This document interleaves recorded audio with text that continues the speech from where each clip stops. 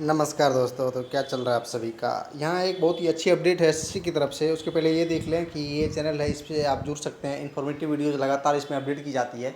और Telegram group का भी लिंक मिलेगा, वहाँ से भी आप जुड़ सकते हैं। सिलेक्शन पोस्ट का भी ग्रुप मिलेगा, वहाँ से भी आप जुड़ सकते हैं, जो कि फेज 8 का है। ठीक है, अब चलते हैं अपडेट्स के बारे में कि क्या अपडेट है।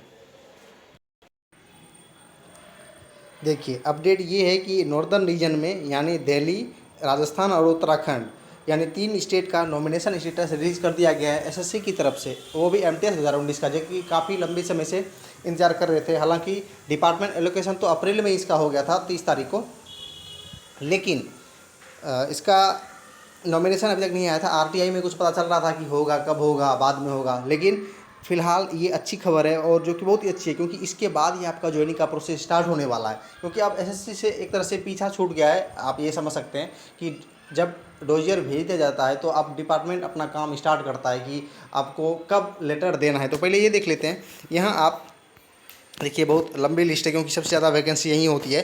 41 पेज है। इसमें आप नाम वाइज या रोल नंबर वाइज कोई भी, बस इसमें चेक इतना ही करना है, रैंक वाइज चेक कर सकते हैं। डिपार्टमेंट तो आपको पहले से ही पता है कौन सा था। सिर्फ ये चेक करना है कि डोजियर स्टेटस की आपका स्टेटस क्या है, आपके डोजियर को भेज दिया गया है या नहीं भेजा गया है। ठीक है, लेकिन देखिए अलग अंतर क्या है कि अलग अगर रीजन में देखेंगे, जैसे वेस्टर्न रीजन वगैरह में आप देखेंगे, सेंट्रल रीजन में, तो वहाँ डेट भी लिखा जाता है कि dossier send to the user department on, जैसे मान लेते हैं 20 जून या 21 जून ऐसे करके। लेकिन यहाँ सिर्फ लिखा गया कि भेज दिया गया। चलिए, कम से कम ये भी तो बोला कि गया कि भेज दिया गया, यानी हो सकता है कल ही भेजा गया हो और आज उसने अपडेट किया। ठीक है, भेज दिया गया, यानी जब वो रिसीव करेंगे उसके बाद ही आपका अपॉइंटमेंट लेटर जो आता है, ऑफर ऑफ अपॉइंटमेंट, वो इशू करना स्टार्ट करेंगे। ठीक है, अब वो टोटली डिपेंडेंट है डिपार्टमेंट पे। अब उसकी पूंजी है, तो अब जब चाहे बुला सकता है। हो सकता है कि एक महीने में बुला ले, या हो सकता है कि 3 महीने भी लगाए, वो उसकी मर्ज़ी है। इसमें कोई कुछ ऐसा नहीं कह सकता है कि भाई तुरंत ही हो जाएगा।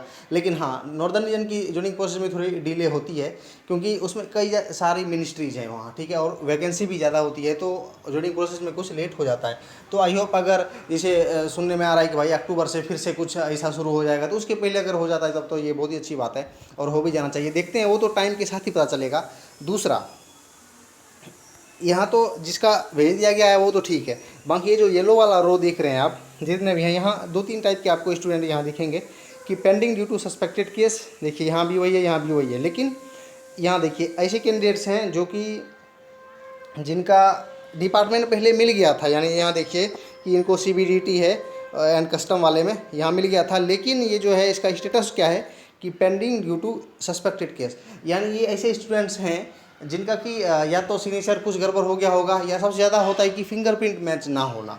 ठीक है, क्योंकि सिग्नेचर थोड़ा सा इधर उधर हो भी गया तो ठीक है, एक तरह से वो मान भी जाते हैं। लेकिन अगर फिंगरप्रिंट में कुछ गड़बड़ी हुआ तो फिर वो सस्पेक्टेड के सबसे ज़्यादा वही परसेंटेज होता है कि 90% किस फिंगरप्रिंट का। ठीक है, वो हो गया। बाकी जो भी है राइटिंग वगैरह, वो अगर वो चेक करते हैं। ठीक है, यहाँ देखिए दूसरा है पेंडिंग ऑफ CFSL।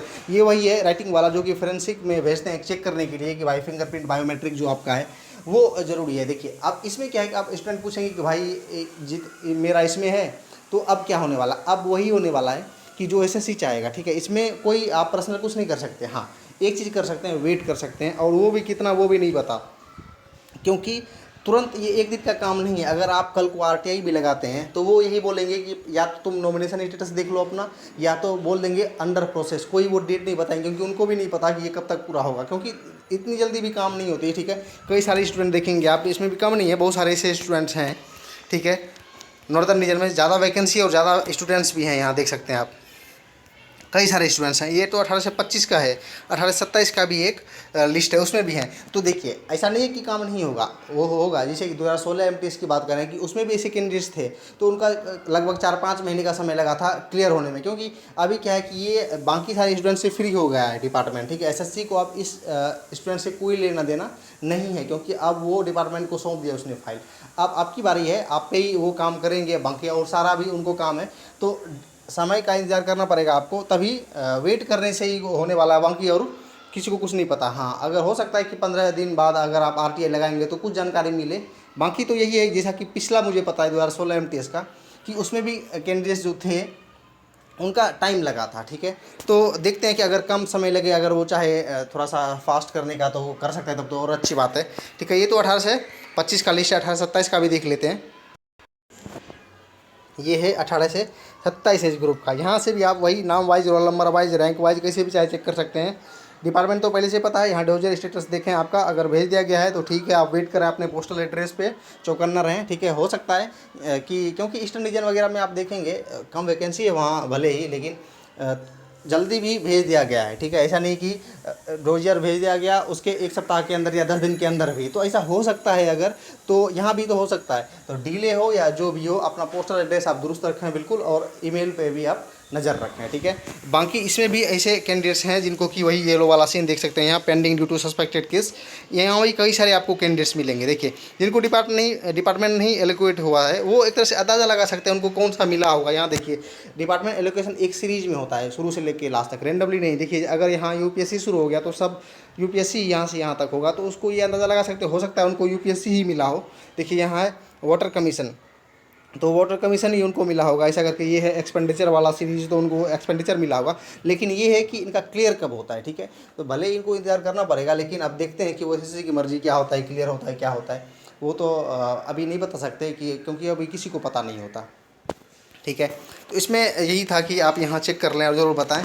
और हाँ, जिनको कि इसमें आप देखेंगे ज़्यादा वैकेंसी तो बहुत सारी है, वेरियस इसमें डिपार्टमेंट्स हैं, लेकिन कई ऐसे डिपार्टमेंट जिनको सीबीडीटी मिला है, यानी इनकम टैक्स मिला है, वाटर कमीशन मिला है, या सर्वे ऑफ इंडिया मिला है। बाकी ऐसे और जितने भी डिपार्टमेंट्स हैं, और ऐसे डिपार्टमेंट्स में आपका सिलेक्शन हुआ है, तो बाकी सारी वीडियोज़ भी अवेलेबल हैं इस चैनल पे।